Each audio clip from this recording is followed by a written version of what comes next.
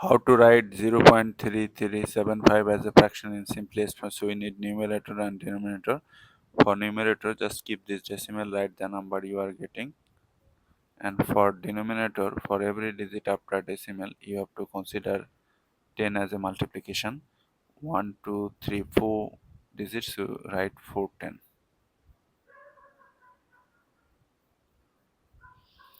Now we need to reduce this fraction. If you want to reduce this fraction in one step, then you need to divide numerator and denominator by the greatest common factor. But if you want to reduce this fraction or simplify this fraction in multi steps, then you need to divide numerator and denominator by the common factor. This number has 5 at the last, so this is divisible by 5. This number has 0 at the last, so this is divisible by 5.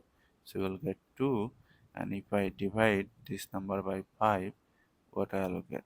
5 goes into 33 how many times? 6 times. 6 times 5, 30. Subtract 3, bring down this 7. 5 goes into 7. 7 times 5, 35. Subtract 2, bring down this 5. 5 goes into 25, 5 times. That is 675. Again, this is divisible by 5. This is divisible by 5. I'll get 2. And here I will get what? 5 goes into 6, 1 time 5, 5. Subtract 1, bring down this 7. 5 goes into 17 how many times? 3 times. Then 5, 15.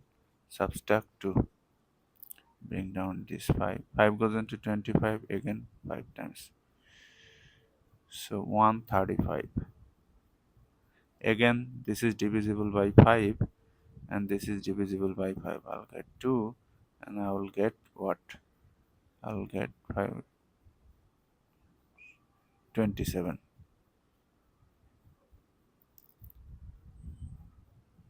Okay, then again, now write 27 and 2 times 2, 4, 4 times 2, 8 times 10. So we're getting 27. 8 times 1, 8.